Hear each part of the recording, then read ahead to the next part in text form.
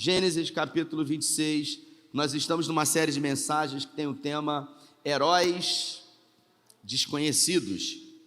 E eu vou falar um pouco hoje sobre um homem pouco falado. Na verdade, fazem-se muita citação sobre ele, mas ele é muito pouco falado na Bíblia, né? O nome dele é pouco falado, pouquíssimo falado. Na verdade, fica muito mais pelo pai dele. Então, livro de Gênesis, no capítulo 26, a partir do verso 1. Se você pode, abra aí a sua Bíblia comigo. Se achou, diga amém. Diz assim a minha tradução.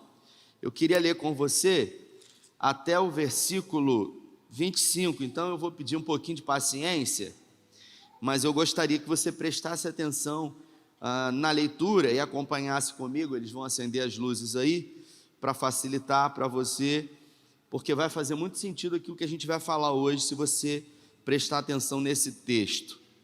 Diz assim: houve fome naquela terra, como tinha acontecido no tempo de Abrão. Por isso Isaque foi para Gerar, onde Abimeleque era rei dos filisteus. O Senhor apareceu a Isaque e disse: não desça ao Egito, procure estabelecer-se na terra que eu lhe indicar.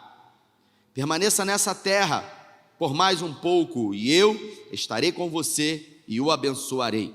Aqui a gente observa que a mesma palavra que esse Deus poderoso declarou para o patriarca Abraão, ele declara para o filho da promessa, para a promessa, chamado Isaque.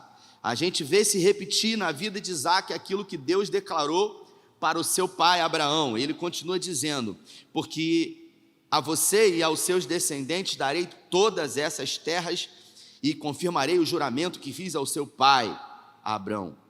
Tornarei seus descendentes tão numerosos quanto as estrelas do céu, e lhes darei todas as terras, e por meio da sua descendência todos os povos da terra serão abençoados. Aqui no versículo, especificamente no versículo 4, nós vemos ser replicada a promessa de Gênesis no capítulo 12, quando Deus diz que em ti, em Abraão, todas as famílias da terra são abençoadas. Então, isso joga por terra muitas palavras de muitas pessoas que em algum momento dizem que nós vamos ser abençoados pelo Senhor. Na verdade, Leozinho, aqui a Bíblia deixa clara para nós que nós já fomos abençoados em Gênesis do capítulo 12, e essa bênção ela foi reforçada em Gênesis do capítulo 26. Eu e você já fomos abençoados com todas as sortes de bênçãos, não somente nós, mas toda a nossa parentela, toda a nossa geração. Nós fomos abençoados pelo Senhor. Então, aquilo que acontece na nossa vida é causa e efeito. Aquilo que acontece na nossa vida é aquilo que se encontra em Gênesis, semeadura e colheita. Aquilo que acontece na nossa vida está diretamente ligado a um posicionamento. Quem planta, colhe, Gálatas 6:7. Mas a bênção de Deus, ela já foi liberada. Muitas pessoas, elas confundem a bênção de Deus com coisas tangíveis, mensuráveis. Mas a bênção de Deus não está propriamente ou diretamente ligada a alguma coisa material, a dinheiro, porque a bênção de Deus, ela já está sobre a sua vida antes de todas as coisas. A prova disso é quando o profeta Balaão, ele foi comprado por um rei para que pudesse amaldiçoar ao povo de Deus lá na frente, na época dos juízes. E o profeta Balaão, um profeta de origem duvidosa, de caráter duvidoso, ele chega a se posicionar para amaldiçoar o povo de Deus. E Deus então se apresenta, primeiro bota um anjo, a mula empaca e a mula fala com ele. A mula falou com Balaão porque a própria mula de Balaão não estava ouvindo Deus. Deus usou a mula para falar com ele. E Balaão falou com a mula assim: que você está me batendo? Eu não sou a sua mula de estimação, eu não faço o que você quer, eu não levo e trago você a todo momento. E ele disse para a mula: se eu tivesse uma espada aqui, eu atravessava você, eu te matava. porque eu tenho que ir, porque eu tenho uma missão a cumprir, porque eu preciso amaldiçoar os hebreus.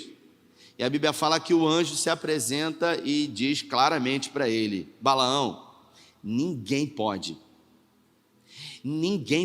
amaldiçoar a quem eu abençoo. Então ninguém pode amaldiçoar você. As coisas não dão errado nas nossas vidas porque nós escolhemos caminhos errados, porque nós não respeitamos os processos da vida.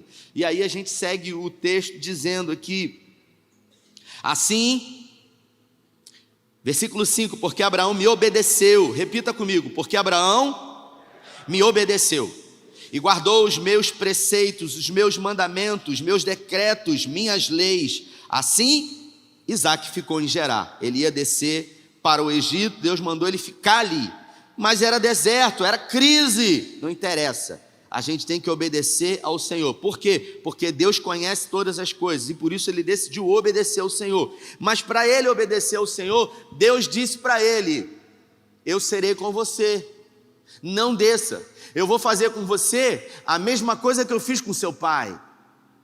E Isaque deve ter parado e pensado assim: peraí, eu me lembro bem o que esse Deus fez na vida do meu pai. Eu me lembro das histórias que meu pai contou, do tempo em que ele saiu lá de Padã Arã e veio peregrinando, e de como esse Deus transformou uma vida impossível numa vida extraordinária na vida do meu pai. Então é esse Deus que agora está se reportando a mim e dizendo para mim que o mesmo que fez na vida do meu pai vai fazer na minha vida. Então eu não vou descer para o Egito, mesmo que eu tenha medo. Pergunto para você, você acha que Isaque aqui não ficou com medo, sim ou não? Claro que ficou. Claro que ficou. Por quê? Porque o medo é um sentimento humano. Não, pastor, pessoas corajosas não têm medo. Não. Quem não tem medo é inconsequente. Todo mundo tem medo, inclusive pessoas corajosas. Os corajosos, eles só não são dominados pelo medo, é diferente. E aqui Isaque estava com medo. Ele temia pela vida dele, ele temia pela vida da sua esposa, ele temia por tudo aquilo que ele possuía. E a Bíblia continua dizendo no versículo 6: assim Isaque ficou em Gerar. Quando os homens do lugar lhe perguntaram sobre sua mulher, ele disse: ela é minha irmã. Aí o texto diz: teve medo de dizer que era sua mulher, pois pensou: os homens desse lugar podem matar-me por causa de Rebeca, por ela ser tão bonita. Eu tenho uma pergunta para fazer aqui. Se ele viu o pai dele cometendo exatamente o mesmo erro, por que que ele cometeu o mesmo erro do seu pai? A única diferença aqui, pastor Juan, é que nesse momento aqui ele se encontrava em Gerar e não no Egito. Mas o pai dele se deu muito mal porque mentiu, e agora Isaque mente também. Então a gente precisa aprender que é muito importante a gente aprender com os nossos erros. E é melhor ainda quando a gente tem a oportunidade, Bia, de aprender com os erros dos outros, porque eu não preciso cair no buraco que você caiu. Então, se eu olho para você e vejo que você caiu nesse buraco, eu vou evitar o caminho que você fez. Por quê? Porque será um caminho de dor e sofrimento. E a Bíblia fala que ele cometeu o mesmo erro que o pai dele. Isso quer dizer que às vezes nós não nos damos conta disso. Por que que ele cometeu esse mesmo erro? Porque aqui o medo dominou a vida dele. E todas as vezes que o medo domina a nossa vida, a gente vai fazer besteira. A gente vai colocar os pés pelas mãos. No mesmo texto, o próprio Deus disse para ele: eu serei com você. Não, mas não interessa. O medo está ali e pode dar ruim. Se o próprio Deus disse: eu serei com você, eu vou querer ajudar Deus. Eu vou dar uma facilitada para o Senhor, porque vai que... Não, você não tem que ir. Você vai com medo. Você vai com medo, não sendo dominado por Ele, entendendo que aquele que prometeu é fiel para cumprir. Todo ser humano Todo ser humano, ele teme algumas coisas na vida. O maior temor de todo ser humano, existem cinco temores que atormentam a vida de todos: ricos, pobres, desconhecidos, famosos, anônimos. Essas 5 áreas da vida, elas tendem a assolar, a assombrar a vida de qualquer ser humano. O maior temor do ser humano é medo da pobreza, é medo de não conseguir subsistir, de não conseguir se alimentar e alimentar a sua prole, os seus filhos e a sua mulher. O medo de não conseguir sustentar a sua família, esse é um grande medo. Existe medo também de doença. Você está bem e de repente você contrair alguma doença. Alguém fala que alguém foi diagnosticado com câncer, você tem até medo. Meu Deus, sangue de Jesus, que não aconteça na minha vida. Mas às vezes essa pessoa é crente, e quando você olha essa pessoa, os seus olhos, segundo uma régua moral que você mede, é até mais crente do que você. E você fala assim: meu Deus, isso aconteceu na vida dele. Então a gente teme doenças, a gente tem medo por se sentir inseguro, por alguma coisa acontecer com os nossos filhos, com a nossa casa, com a nossa família. A gente tem medo da velhice, de envelhecer. Eu não precisava disso aqui há uns 2 anos atrás. Domingo a gente foi comer uma pizza com o pastor Juan, eu falei com ele isso. Eu fiz 2 óculos lá no Caleb, fiz esse aqui e fiz um multifocal, que você usa direto. E eu estava começando a usar direto o outro. E aí de repente perdi o multifocal, não sei onde parou aquilo. Sapricó deu sumiço naquilo. E aí só tem essa cangalha aqui, que é para perto. 1,75 já não está mais conseguindo ler direito. Aí eu saí com o pastor Juan, a gente foi comer uma pizza, né? Veio a conta, irmãos. Quando veio, falei: tá escuro aqui. Você estica o braço, meu irmão. Enquanto tiver braço, tá bom. Depois, não vê mais, meu irmão. Falei: cara, não estou conseguindo ver. Falei: Carla, tá grave, Carla. E aí você começa a reproduzir comportamentos que você viu pessoas idosas ou antigas fazerem. Me empresta o seu óculos. Aí você já começa a perceber que isso daqui é uma peça do seu vestuário, você não consegue mais. Então, eu leio com dificuldade, começa a embaçar tudo. Eu não precisava, mas hoje eu preciso. Então, a gente precisa discernir as estações da vida. Não foi todos os momentos da minha vida que eu precisei disso, mas hoje eu preciso. Então, como agora que eu preciso disso aqui, eu vou me abster de andar com isso aqui. Se eu resolver não andar com isso aqui, a minha vida vai ser uma vida mais difícil. Então, em momentos de crise na minha vida, eu tenho que entender que algumas atitudes e alguns comportamentos precisam ser diferentes. Diferentes dos momentos quando eu tinha muito, diferentes do momento onde eu estava vivendo um tempo bom. Porque não adianta eu querer ter os mesmos comportamentos em respectivas fases da vida. Pessoas têm medo de doença, pessoas têm medo da morte, tem gente que tem medo da morte. Medo de morrer. Todo mundo tem o medo da morte, todo mundo, mas todo mundo vai passar pela morte. Ou você acha que, já dizia os antigos, quem não morre não vê Deus. Você acha que você não vai morrer. Não, Jesus vai voltar. E como é que você vai passar daqui para lá? Você vai morrer. A morte física é inevitável, acontece isso todo dia. A gente que é pastor lida com isso praticamente toda semana. Eu estou fazendo um velório praticamente toda semana, de alguém daqui, de alguém de algum lugar. E a gente está, eu já cheguei a fazer velório de manhã e casamento à noite. Olha só, de manhã eu estava com a turma lá, todo mundo chorando, e à noite eu estava lá com todo mundo se alegrando, celebrando. E se você não tiver um controle emocional, você pira, porque em algum momento você está tanto num lugar quanto o outro tendo o mesmo comportamento, e aí você acaba se acostumando. Você acaba se acostumando com o ambiente de choro, está todo mundo chorando, você está ali tranquilo, está todo mundo se alegrando, você está ali tranquilo. Medo da morte, medo de perder alguém que muito ama. Então, a crise, ela chega na vida de todo mundo. Chegou na vida de Abraão, depois chegou a vez de chegar na vida de Isaac. E segundo a psicologia, a crise é toda mudança de nível, ou biológico, ou psicológico, ou social, que exige de você um esforço grande para manter um equilíbrio e uma estabilidade emocional. O estresse, segundo a psicologia, é o período de adaptação numa mudança de rotina. Você tem uma rotina na sua vida e de repente essa rotina é quebrada. Um exemplo, você trabalhava, ficou desempregado. Sua rotina, você acordava e você ia para um lugar, você oferecia os seus serviços, fazendo algum tipo de função. Essa rotina, todos os dias, de segunda a sexta, de segunda a sábado, ela foi interrompida. E quando essa rotina da sua vida é interrompida, você e eu desenvolvemos um estresse.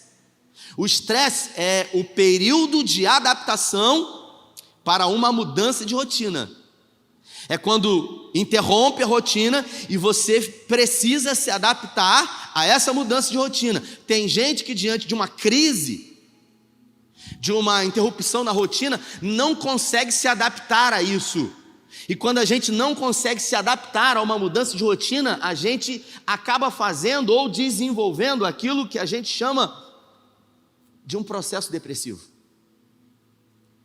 E aí a gente começa a não ter mais expectativas. A gente começa a não ter mais desejos, sonhos. Está chovendo, está sol, está ventando, está de dia, está de noite. Você se torna muito mais introspectivo, você não quer se socializar com as pessoas, você não quer ver ninguém, você acaba querendo entrar dentro de um casulo, você não quer nada. Você perde o apetite ou você ganha muito mais apetite, você perde o sono ou você dorme demais. As suas funções somáticas, elas são totalmente alteradas. Você fica totalmente descompensado, porque você não conseguiu vencer esse processo chamado estresse. E aqui a gente vê que todo processo de crise, em algum momento ele vai se apresentar para você como uma porta, para que você fuja dele. Eu disse há pouco para uma pessoa que quando a primeira vez que eu operei, eu tive uma crise renal, mais de 10 anos atrás. Eu fui no Rio e eu voltei, e aí no outro dia eu fui a Búzios, e quando cheguei em Búzios eu senti uma dor terrível aqui. Eu falei, rapaz, o que é isso? Aí eu fui no médico, descobri que estava com cálculo, não sabia. Leozinho sabe o que é isso, né, Leozinho? Uma dor terrível. Eu cheguei em casa, irmãos, eu achei que eu estivesse morrendo. Tem mais de 10 anos, isso deve ter uns 15 anos. Eu cheguei em casa e estava morrendo, e na época o sistema de saúde de Cabo Frio estava pior, muito pior. O pessoal chamava na época de açougue, e eu não tinha plano de saúde, não tinha nada. Eu falei, eu não vou morrer naquele açougue, não vou para lá. E eu fui para casa desesperado, orando, pedindo a Deus, Senhor, irmãos, eu fiz aquela oração, Senhor, se tiver alguma coisa incubada, algum pecado, revela que eu quero pedir perdão aqui, porque eu estou indo, me recebe aí. Eu estou falando, eu fiz essa oração. Falei, estourou alguma coisa aqui dentro. Uma dor insuportável, fui orando, cheguei em casa, a minha esposa estava trabalhando, falei com a minha sogra, falei, eu estou passando muito mal aqui, eu não consigo nem dirigir, eu só ficava no chão deitado, rolando, que nenhuma posição passa, e ela me deu alguns remédios, e aí daqui a pouco, irmãos, eu falei, glória a Deus, eu fui curado, glória a Deus, eu fui curado, no outro dia eu fui no médico, ela falou, você tem um cálculo, tamanho de uma bola de gude aí, Na época tinha um procedimento que você fazia, era no Rio de Janeiro, que era numa máquina que você deitava, e aqui tinha uma bolsa, sabe? Uma bolsa de silicone com água, um aparelho de raio-x em cima de você, ele colocava você ali, e através do raio-x ele marcava um X exatamente em cima da pedra, e aquele laser ele batia exatamente aqui, sabe? Para poder desferir golpes e quebrar a pedra. Aí eu fiquei deitado naquele negócio, lá no Rio, o cara botou o raio-x em cima de mim, e ele olhou nos meus olhos, e ele falou assim, eu deitado, não pode se mexer, tá? Você não pode se mexer. Aí eu falei, tá bom. Ele entrou na sala, e ele começou a ligar a máquina, e aquilo começou a dar umas pancadas aqui, terríveis. Quem que fica? Tá doendo, você sai. Tá doendo, você sai da posição. Eu saía, aí ele voltava e falava assim, olha só, deixa eu falar uma coisa para você, você não pode se mexer. porque senão eu vou lesionar uma outra área. A gente tem que quebrar a pedra. Aí eu falei, tá bom. Ele me botava na posição, entrava lá na casinha e falava assim, vai começar. Quando ele ligava, eu aguentava 10, 15 segundos. O negócio começava a doer, irmão, doer. Pô, você urinava sangue depois, cara. Um troço terrível. Aí ele saía até que ele falou, olha, não vai dar para fazer o exame, o procedimento, porque você está saindo da posição. Eu falei para ele, você já fez isso aqui? Eu falei, deita aqui que eu vou para a casinha. Falei para ele. Falei, irmão, não tem condições, cara. Porque quem que vai ficar sentindo dor? Você não aguenta. De 0 a 10 estava doendo quanto? 11. Você vai ficar. Aí ele falou, olha, eu vou ter que sedar você. Eu falei, fica à vontade mesmo. Dei o bracinho para ele, umas gotinhas de propofol, fiquei babando, né? Meu sogro me trouxe, ele disse que eu estava babando assim, beleza. Agora, quem fica no sofrimento, na crise? Quando a crise chega, você quer fugir dela. Você não quer saber para onde, você quer um lugar, você quer fugir, você não quer ficar ali, mas existem crises que vêm nas nossas vidas que também são propósitos de Deus. Que é isso? Então quer dizer que tribulação também Deus manda nas nossas vidas? Manda. A prova disso é que Jesus, a Bíblia fala que Jesus foi levado, preste atenção, pelo Espírito Santo para o deserto para ser tentado pelo... Meu Deus, o Espírito Santo fez isso com Jesus? Levou ele para o deserto para ele ser tentado por diabo. A gente acha que crise é pecado, que crise é alguma coisa que está acontecendo. Crise faz parte da vida de todo mundo. Algumas vezes é propósito de Deus, algumas vezes são consequências de semeaduras erradas. Todo mundo passa por crise, ou emocional, ou sentimental. Talvez esse momento da sua vida seja um momento bom. Eu estou olhando daqui e parece que está todo mundo com dinheiro, está todo mundo na bênção. Diz glória a Deus aí, recebe. Está todo mundo, está sobrando dinheiro, faltando dia, porque tem fase que falta dinheiro, sobra dia. Mas talvez alguém que você muito ama está enfermo, recebeu um diagnóstico, é uma crise. Você tem que orar. Talvez você tenha um filho que não está na casa do Senhor, talvez o seu filho esteja usando droga, é um tipo de crise. Então cada um em algum momento da vida está vivendo algum tipo de crise.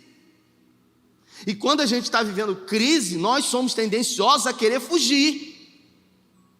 E com Isaac não foi diferente, ele quis fugir. Ele quis ir embora para o Egito, só que Deus falou para ele, não desça, fica aí. Aí Deus falou para ele, eu vou ser com você, assim como foi com o seu pai. Olha, a sua descendência será grande, em ti serão benditas todas as famílias da terra. Ele recebeu essa palavra de Deus. Depois que ele recebeu a palavra de Deus, ele mentiu. Por quê? Porque ele teve medo. E aí a Bíblia fala que Abimeleque, que ouviu que a esposa dele era a irmã dele, um dia estava olhando na janela e viu ele acariciando ela. Tá alisando a irmã? Só pode ser a esposa dele. Aí foi lá e falou para ele, vamos ler o texto aí. Ela é minha irmã, teve medo de dizer que era sua esposa, pois pensou, os homens desse lugar podem me matar por causa de Rebeca, por ser tão bonita. Isaac estava em Gerar já fazia algum tempo. Certo dia, Abimeleque, rei dos filisteus, quando estava olhando do alto da janela, viu quando Isaac acariciava Rebeca, sua mulher. Então Abimeleque chamou Isaac e disse, na verdade ela é sua mulher, por que você me disseste que ela era sua irmã? Isaac respondeu, porque eu pensei que você poderia ser morto, porque eu pensei que eu poderia ser morto por causa dela. E Deus está onde aqui? E Deus está onde aqui que falou com esse cara que ia ser com ele? Ele pensou o quê? A gente não tem que pensar nada, irmãos. Se você tiver que pensar em alguma coisa, você não pode pensar nas circunstâncias. Porque no momento de crise, os seus olhos não podem estar nas circunstâncias, e sim na promessa de Deus. Só que a gente é tendencioso a olhar para as circunstâncias. A gente é tendencioso a olhar para aquilo que é efêmero, para aquilo que é passageiro. E criar um reducionismo e achar que é o fim. Você tem quantos anos? Eu tenho 43. Quanto tempo você está vivendo esse momento difícil na sua vida? 6 meses. A minha vida acabou. Você está reduzindo 43 anos a 6 meses? Você está sendo injusto com você, pô. Você está sendo injusto, inclusive, com a vida e com Deus. Então quer dizer que a sua vida se resume a isso. Não, a minha vida acabou. Acabou como?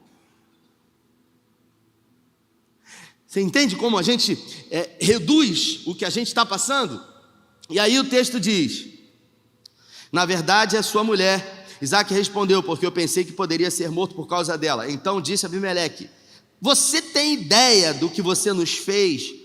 Qualquer desses homens poderiam ter se deitado com a sua mulher e teria trazido culpa sobre nós. Foi o que aconteceu com o pai dele. Por sorte não deitaram com ela. Algumas correntes dizem que o rei do Egito lá, o faraó, se deitou com Sara. E Abimeleque advertiu todo o povo: quem tocar nesse homem ou em sua mulher, certamente morrerá. Por que que Abimeleque falou isso? Por que que Abimeleque chamou a atenção de Isaac, dizendo: você tem noção do que você fez? Porque eles tinham medo de Isaac. Porque eles tinham medo do Deus de Isaac. Porque eles já estavam vendo, e se você ler no contexto, faz todo o sentido. Eles já estavam vendo tudo o que estava acontecendo na vida de Isaac por causa do Deus que ele servia. Então, Abimeleque temia o Deus de Isaac. E Isaac tinha dificuldade em confiar no seu Deus.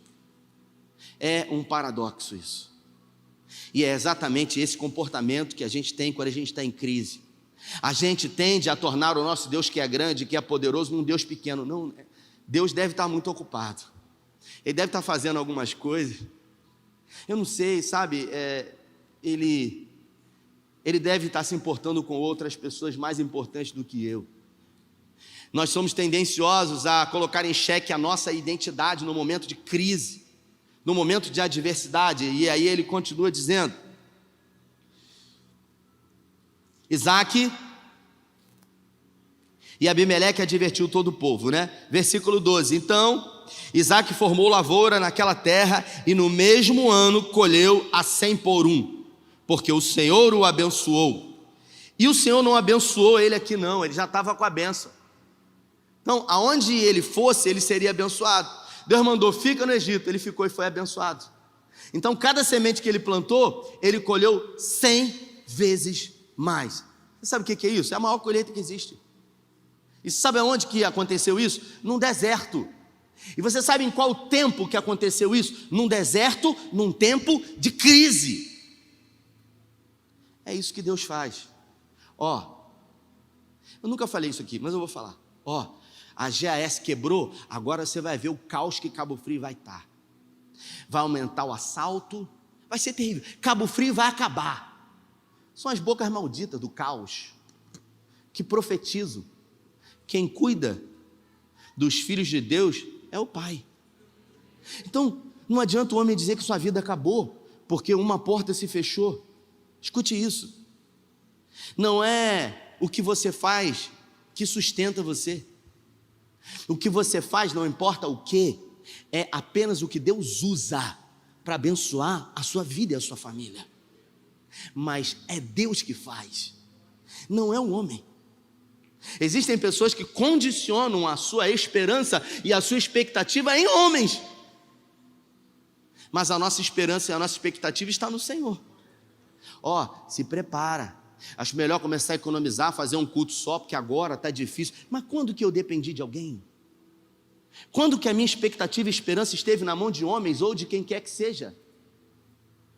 Falei aqui, um dia de quinta-feira, alguns anos atrás, um irmão me procurou, ali naquela escada ali, e falou: Deus mudou a minha vida, pastor. Alguns anos atrás, Deus mudou a minha vida. Eu falei: glória a Deus, meu irmão. Aí ele falou o seguinte: eu estou trabalhando criptoativo. Não sabia nem o que era isso. Bitcoin. Não sei nem o que é isso. Eu queria dar uma oferta para a igreja. Eu falei: glória a Deus. Amém. Vai ser muito bem-vindo. A gente vai colocar nos projetos sociais um vento. Pensa num vento. A gente passando um vento difícil, dificuldade, luta. Aí ele falou: não, eu vou dar uma oferta de 5 mil para a igreja. Eu falei em mistério, falei em línguas. Aleluia, glória a Deus. Então, meu pastor, é um contrato. Contrato? Uma empresa que eu trabalho, não sei o quê. E falei: mas como que é isso? Só dá os dados da igreja. Eu falei: dados da igreja? Gente, estranho. Pastor, porque é um contrato e vai ser juro composto, depois de tantos meses a igreja vai receber 45 mil. Então a oferta é de 45 mil, não é de 5 mil, pastor. Aí eu, aleluia, aleluia, Deus. Cheguei a ficar assim, né? Glória a Deus. Eis que uma porta, uma grande porta foi aberta. Porta. Falei, meu Deus, é de Deus. Sabe por quê? Porque eu estava orando. Senhor, manda provisão. Senhor, está difícil. Senhor, o Senhor sabe da necessidade. Senhor, por favor, o Senhor sabe. Senhor. Eu estava igual o George Miller, orando, escrevendo, orando. Aí, de repente, vem uma resposta de Deus. Aí liguei para a sede. Falei, vamos conversar amanhã, que eu preciso dar satisfação à sede. Aí liguei para a sede. Então, é um contrato, uma empresa aqui de Cabo Frio, não sei o quê. Bitcoin, o velhinho lá. Quê? De quê?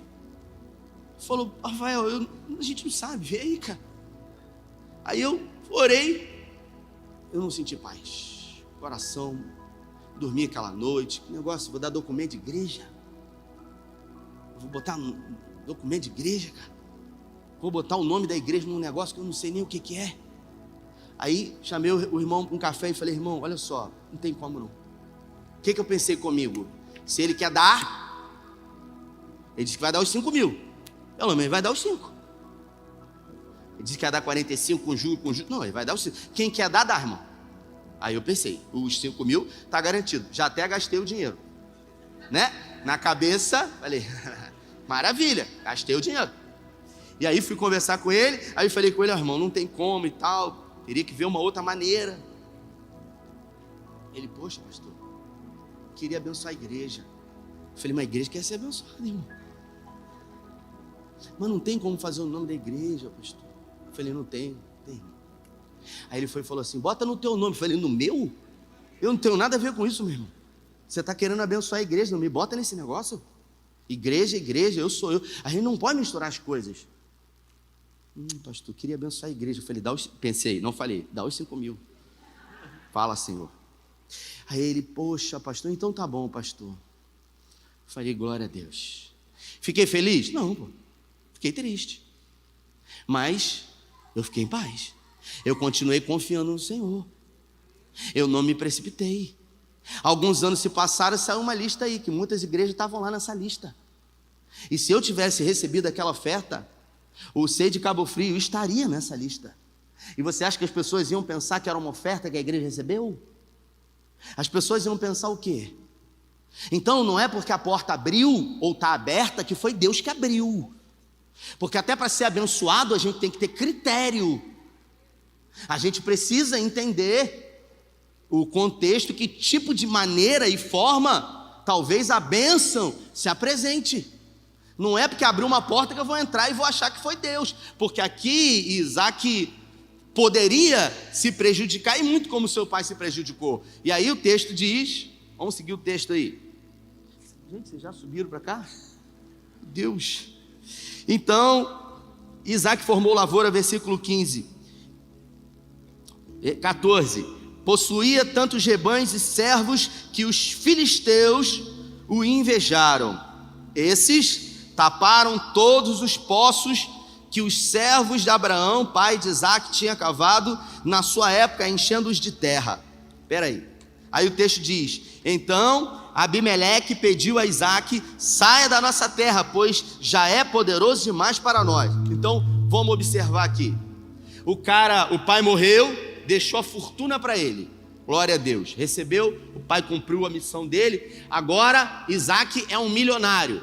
E aí Isaac é um milionário. Só que aquele momento bom que ele estava vivendo não durou para sempre. Veio uma crise. Repita comigo, crise. Aí ele quis fugir. Aí ele quis ir para o Egito. Deus falou, não sai. Deus falou com ele que ia abençoar. Ele permaneceu, mesmo mentindo, e Deus abençoou muito. E agora foi só vitória, não teria mais luta, não teve mais dificuldade. Não, quando ele começou a prosperar e passou alguns anos, sabe o que aconteceu? Ele se tornou muito rico. Veio outra crise, porque a vida é cíclica. A vida é estacional, são as estações, primavera, verão, outono, inverno. Você vive dia, você vive noite, você vive frio, você vive calor. É assim. E aí agora o que aconteceu? Ele foi tanto abençoado que os filisteus começaram a entulhar os poços. Você sabe o que eles fizeram? Eles tentaram assassinar todo o rebanho dele, porque o rebanho depende de água. Então eles começaram a entulhar os poços. Crise. Meu Deus, o que eu fiz para esse pessoal aqui? Inveja. e escute isso que eu vou dizer para você, não é todo mundo que torce por você. Você acha que todo mundo adora você? Todo mundo ama você, olha para o seu cabelo, você faz chapinha, acha que é liso, acredita e fala, coisa linda. Não, tem gente que te odeia. Tem gente que tem inveja de você. E inveja, eu aprendi na minha vida, que inveja não é só querer o que você tem. Carro de Zé, queria tanto ter esse carro. Seria tão bom se o Senhor me abençoasse como abençoou Zé. Poxa, Senhor, me abençoa também. O Senhor abençoou Zé com o mesmo carro, me dá para mim. Não, inveja não é isso. Inveja é quando alguém não quer que você tenha o que você tem. Foram lá e taparam o poço dele. Eu não quero que você tenha esse poço. Eu não quero que você tenha esse casamento. Eu não quero que você tenha essa casa. Eu não quero que você tenha esse carro. Eu não quero que você tenha esse sucesso. Eu não quero que você tenha isso. Inveja. E tem gente que é assim. Crise. O que ele fez? Nada. Só que o sucesso em Deus dele incomodava os outros. Simplesmente assim. E as pessoas começaram a puxar o tapete dele. Ele não podia correr para o Senhor. Mas Senhor, por favor, olha o que eles estão fazendo. O rebanho está ficando sem água. Meu Deus do céu. O que ele fez? Permaneceu. Ele começou a aprender que em tempo de crise você não toma nenhuma decisão. Porque quando você está vivendo uma crise, as suas emoções elas estão diretamente afetadas. E você vai ser tendencioso a tomar uma decisão pautado segundo as suas emoções. Normalmente você vai decidir segundo o seu coração. Aí você vai, estou sentindo no meu coração. Só que a Bíblia fala que enganoso é o coração do homem e mais perverso do que todas as coisas. Então não sinta no coração, espere em Deus. Eu aprendi na minha vida que quando você não souber o que fazer, você tem que orar. E esperar Deus falar com você. Mas eu oro, Deus não responde, então não faz nada. Porque Deus está vendo. Porque o mais interessado antes de você é o seu Pai, que tudo corra bem. Porque Romanos 8:28 diz que todas as coisas cooperam juntamente para o bem daqueles que amam a Deus e são chamados segundo um propósito. E aí o texto diz, por isso Isaac se mudou de lá para cá e acampou no vale de Gerar, ali se estabeleceu. Isaac reabriu poços, cavando no tempo em que o seu pai Abraão havia cavado, os quais os filisteus também fecharam depois que Abraão morreu, e deu-lhes os mesmos nomes que o seu pai tinha dado. Versículo 19, os servos de Isaac cavaram no vale e descobriram uma veia de água, mas os pastores de Gerar discutiram com os pastores de Isaac, dizendo que a água era deles. Por isso Isaac deu ao poço o nome de Ezeque, porque discutiram por causa dele. Então os seus servos cavaram outro poço, mas eles também discutiram por causa dele. Por isso chamou de Sitinã. Isaac mudou-se dali. Então o que acontecia? Isaac começou a viver crise, começou a ser perseguido, começou a ter conspiração. E aí todo poço que ele cavava, que era do pai dele, que já tinha sido entulhado, que tinha água lá embaixo, ele tinha um trabalho danado para botar os servos dele para cavar. Quando os caras terminavam que tirava a água, os filisteus vinham e diziam, esse poço é nosso. Aí tomavam dele na mão grande. Tomavam na mão grande. Aí sabe o que ele fazia? Chorava. O Senhor prometeu, aonde que o Senhor está? Não, ele continuou cavando outro poço. Então eles tomavam um poço, ele ia e cavava outro poço. Eles tomavam um poço e ele ia e cavava outro poço. Sabe, existem pessoas que elas estão esperando. E o Mário Sérgio Cortella, ele fala isso. A diferença entre esperar e esperançar. Tem pessoas que esperam esperando. Tem pessoas que esperam agindo, trabalhando, fazendo alguma coisa. De uma pessoa me falou, eu não sei se eu faço advocacia ou se eu faço educação física. Eu falei, tá bem difícil o negócio para você, hein? Eu falei, faz alguma coisa. Mas se não for isso, no meio do caminho alguma coisa vai acontecer. É pior quando você não faz nada e fica de braços cruzados, querendo que Deus fale com você, porque nem sempre Deus vai falar. Falei aqui na Espada do Espírito ontem. Deus tem quantas igrejas? Jesus tem quantas igrejas? Quantas? Uma igreja. Se você achava que era mais que isso, agora é uma. Ele virá buscar a igreja dele. Quantas são a igreja do Senhor? Uma igreja. Jesus só tem uma igreja. Pessoal que bota um nome diferente na porta, mas é tudo a igreja dele, pelo menos as que são dele. Aí vamos supor, né, que tem uma pessoa que está na dúvida entre ficar aqui e ficar nessa igreja aqui, na frente do sofá, tá lá, Assembleia de Deus, pastor Juarez. Aí a pessoa começa a orar ao Senhor: Senhor, eu queria saber, Senhor, para qual igreja que eu vou? É a mesma coisa, ô Davi, o cara quer comprar na Arte Ouro. Aí ele chega para você e fala assim: olha, eu estou numa dúvida, eu não sei se eu compro na do centro ou compro na do shopping. Aí pergunta para você: cara, eu quero fazer uma compra grande, qual que eu compro? Qualquer uma, meu, não vai fazer diferença, é a mesma coisa. Então tem pessoas que estão perguntando para Deus qual igreja tem que ir, se é para aquela ou se é para essa. Você não pode ir para o concorrente, para o negócio lá, vou falar o nome.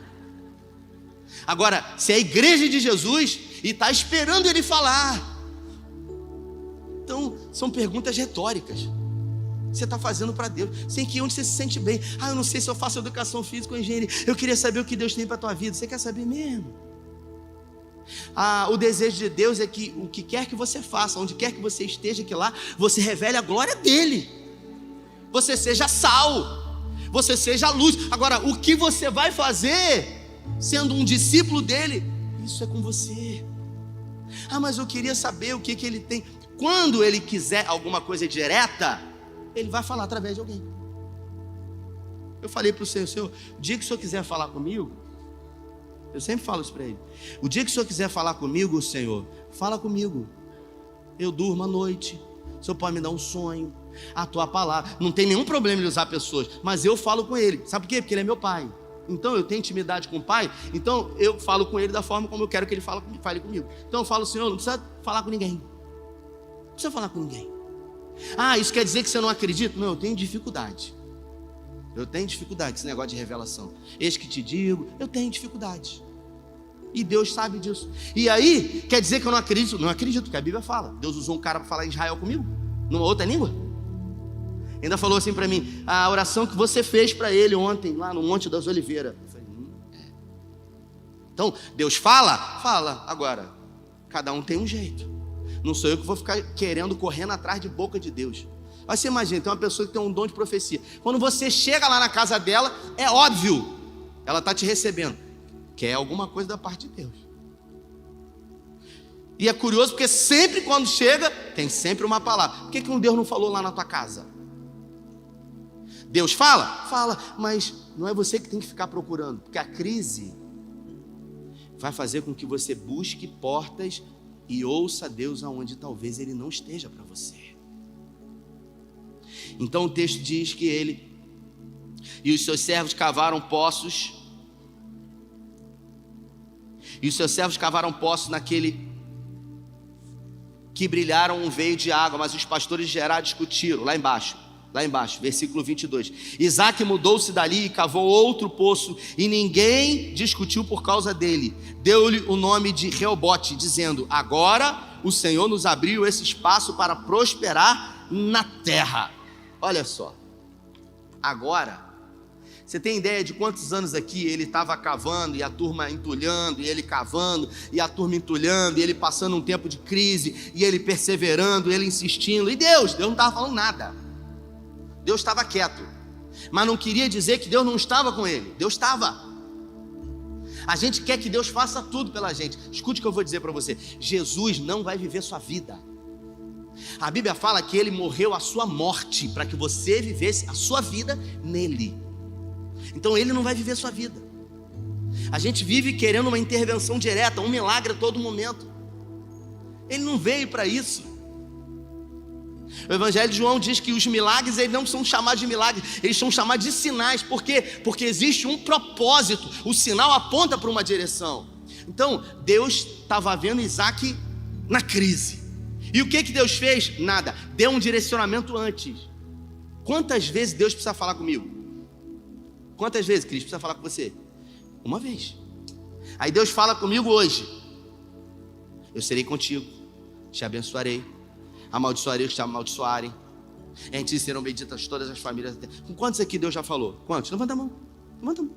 Deus falou com você. Quantos aqui Deus fez uma promessa? Eu levanto. Quantos? Glória a Deus. Aí passaram 6 meses, passou-se 1 ano. Senhor, precisa falar de novo. Deus não precisa falar 2 vezes. Sabe por quê? Porque um dos atributos do caráter de Deus é a imutabilidade. Deus não muda, Deus não mente. Se Deus prometeu, Ele vai cumprir. E Deus ficou olhando Isaac, deixando Isaac passar o período de adversidade. Por quê? Porque na adversidade a fé estava sendo aperfeiçoada na vida de Isaac. Ele estava vivendo as suas próprias experiências. Deus não tem neto. O Luciano Subirá disse para mim: eu vivi muitas experiências com o Senhor, mas todas as minhas experiências que eu vivi com o Senhor não eram experiências que o Israel, meu filho, haviam vivido, porque Israel apenas ouviu as minhas experiências. Então eu fui um facilitador para que o Israel vivesse as experiências dele no Senhor. Isso é você preparar o seu filho espiritualmente para uma vida que não é fácil, para uma vida que nela haverá lutas e dificuldades, aflições. E aí o texto diz, olha só, depois, somente depois que Isaac permaneceu lutando, cavando poços, o pessoal entulhando, e ele perseverando, e ele firme ali na posição, acreditando que Deus havia falado. Então se Deus falou, está falado. Não vou sair da posição, não vou recuar, não vou desistir, não vou desanimar. Por quê? Porque fiel ao Senhor. Ah, mas Deus se esqueceu. Deus não se esquece. Ah, mas Deus mudou. Deus não muda. Ah, mas Deus mentiu. Deus não mente. E aí o texto diz, só depois que ele encontrou o poço e que ninguém mais perturbou, depois da prova, aí o texto diz, dali Isaac foi para Berseba. Naquela noite, repita comigo, naquela noite, o Senhor apareceu a ele e disse, eu sou o seu Deus, o Deus do seu pai Abraão. Não temas, porque eu estou com você, e o abençoarei e multiplicarei os seus descendentes por amor ao meu servo Abraão. Só depois Deus chegou para ele lá e, como quem diz assim, você viu, né? Foi difícil? Foi. Mas ó, isso foi aperfeiçoamento na sua vida. Você é um outro homem, muito mais forte, muito mais convicto, vivendo as suas experiências, orando nas dificuldades, perseverando, crendo, vivendo as experiências de alguém que luta as suas guerras e batalhas, mas que tem a certeza de que Deus está com ele. Conversei com uma pessoa um dia desse, ele falou o seguinte, olha, graças a Deus, Deus me abençoou, né, estou bem, e se eu tivesse hoje, ele dizendo, se eu tivesse que começar hoje, eu não faria uma faculdade, ele falou para mim, porque com a cabeça que eu tenho hoje, eu entendo, a faculdade foi no momento da minha vida, mas eu não preciso da faculdade, eu não faria faculdade hoje. Eu falei para ele o seguinte, você só é o que você é hoje, pelo caminho que você andou. Então se você tirar todo o caminho que você andou, as lutas, as dificuldades que você viveu, você não é quem você é hoje. Ah, eu queria esquecer 2020 e 2021, como assim? Isso nos fortaleceu, isso nos edificou, isso construiu um caráter de Deus em nós. Porque aquilo que veio para a sua vida para tentar matar você e não matou, só valorizou. O Leozinho esteve aqui e ele testemunhou. Ficou quantos dias internado, Léo? 19 dias. Todas as vezes que esse cara ouve alguém falar assim, ah, eu estou com crise renal. Rapaz, a compaixão que esse cara tem de alguém que está vivendo o que ele viveu, porque experiência, marca. É assim. Então, todas as coisas, foi Paulo que disse, todas as coisas cooperam juntamente para o bem daqueles que amam a Deus e são chamados segundo um propósito. Eu costumo citar esse versículo de que se você ama a Deus, tudo vai empurrar você para um lugar, o propósito de Deus. Agora, não vai ser da forma como você imagina, não vai ser como os filmes hollywoodianos, vai ser através da vontade de Deus, porque os caminhos do Senhor são mais altos do que os nossos. Eu nem peguei os bolsos ainda, mas eu vou terminar. Semana que vem a gente termina essa palavra. Diz, Isaac construiu um lugar ali, um altar, e invocou o nome do Senhor, e ali armou acampamento dos seus servos. Sabe o que ele fez? Ele levantou um altar. Ele aprendeu que depois da luta e da dificuldade, ele precisava erguer ali um memorial. Para quê? Para que ele se lembrasse. Se lembrasse de quê? De quem é Deus. E só tem fogo no altar quando também no altar tem sacrifício. E eu não estou falando de dinheiro, eu estou falando de sacrifício de vida, de você, mesmo sendo muito tentado a fugir da crise, você permanecer nela, confiando em Deus, mesmo não sabendo o que vai acontecer amanhã. Mas a gente aprende que o maná não é para amanhã, o maná é para hoje. Então você comeu hoje, ah não, mas eu estou preocupado com amanhã. Não se preocupe com amanhã, porque o amanhã pertence a Deus. Se preocupe com o hoje, porque fiel é o Senhor, fiel é aquele que prometeu. Se coloque de pé.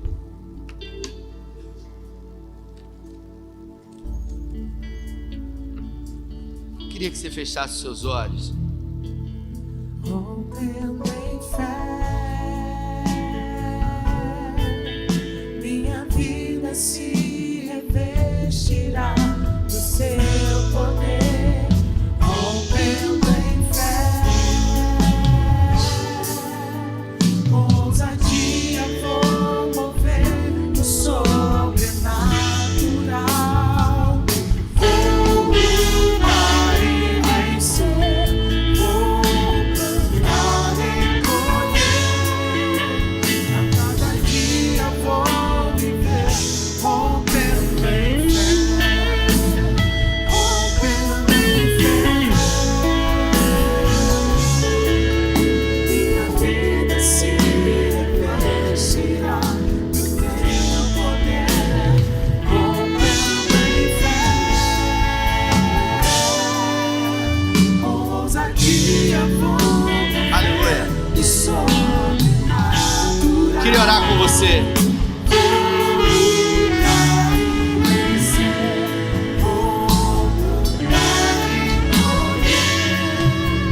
A cada dia vou viver, rompendo em fé. Queria orar com você nessa noite, sabe? Porque a gente acaba percebendo que Isaac, esse texto é uma grande lição para nós. Alguém que viveu um tempo de crise e na crise se reinventou, na crise se posicionou, mas também na crise teve foco. Isaac, quando os poços começaram a ser entulhados, ele não começou a querer inventar um monte de coisa para fazer. Você não vê ele querendo fazer 1001 coisas, porque ele se tornou especialista em uma coisa só. No tempo de crise, ele focou numa coisa só. É gente que quer começar tudo ao mesmo tempo, começa um monte de coisa, não termina nada. Ele se tornou um especialista em cavar poços, e ele não desistiu, ele perseverou. Eu me lembro uma vez que eu fui no Radical, trabalhei em muitos radicais, e aí pegou um cara lá, o cara no meio do negócio queria desistir, queria ir embora. E ninguém fazia o cara ir embora, ninguém fazia o cara ficar. O cara queria ir embora, embora. A mulher dele enganou ele, falou que ia pro spa, um negócio legal. Ele foi para aquele lugar lá, ele falou, quero ir embora. Ninguém, irmão, ninguém. O cara tinha uns 140 quilos, ninguém. Aí pediram para eu conversar com ele. Aí eu fui, eu falei, vou falar o quê? Vocês já falaram com ele? Não, vai lá, conversa com ele, pastor. Aí eu fui. E eu falei, Senhor, bota uma palavra aqui, porque pedir para ficar, todo mundo já pediu, ele quer ir embora. Aí eu fui conversando com ele. Ele era levita da igreja, não conhecia a vida dele. E eu falei, cara, você pode ir embora, cara, você quer ir, cara? E ele falou, tá todo mundo querendo que eu fique, insistindo. Eu falei, cara, você pode ir. Aí eu disse uma frase para ele, ele ficou. E no final, nem sabia. Ele falou, eu só fiquei porque você falou aquela frase. Eu falei, cara, você pode ir, mas vai ser mais uma coisa na sua vida que você começa e não termina. Ele pegou aquela frase e falou, é verdade. Eu começo um monte de coisa e não termino nada, cara. Não tem foco, não tem persistência, não entende os processos da vida, que para você colher, você antes tem que plantar, e tem que crescer, tem que regar, tem que cuidar, e tem que esperar o tempo exato da colheita. Não, eu quero rápido, eu quero instantâneo. Então, de uma pessoa chegou para mim, pastor, eu preciso de uma coisa para ganhar dinheiro. Falei, vai vender droga, irmão. Falei para ele, mas não pode. Falei, então vai trabalhar. Quer mágica? Não, vai aparecer dinheiro na minha conta. Ora para aparecer na minha também. Não apareceu ainda. Mas os processos precisam ser vividos. A fé precisa ser exercitada. Eu vivo os mesmos desafios que você. Quando viajei para buscar o título no Ceará, eu não tinha dinheiro, eu tinha 3 mil reais que era para pagar um negócio. Aí a advogada pediu 6 mil reais. Ela falou, não precisa me dar tudo agora. Não tenho nada. Ela falou, me dá 3 mil e quando terminar o processo me dá mais 3 mil. Falei, meu Deus, só tem 3 mil reais, cara. E não é nem meu esse dinheiro. Só que quem tem um sonho, tem um sonho. Eu tinha uma palavra de Deus. Eu falei, Deus vai suprir. Peguei e falei, me dá a tua conta. E depositei os 3 mil reais. E fui lá no aeroporto, peguei o cartão. Ele já era roxo, um cartãozinho roxo. Ficou preto, porque não tinha mais nada. Mas eu fui. E eu comecei a orar. Falei, Senhor, o Senhor sabe. O Senhor sabe a motivação de tudo isso. E quando eu voltei como? Com medo. Com medo. E Carla falou, amor, aquele dinheiro, como é que vai ser? É aquele compromisso. Eu falei, Senhor, o Senhor está ouvindo aí, ó. E eu voltei. E eu não tinha medo? Claro que eu tive medo, muito medo. Não tinha como pagar.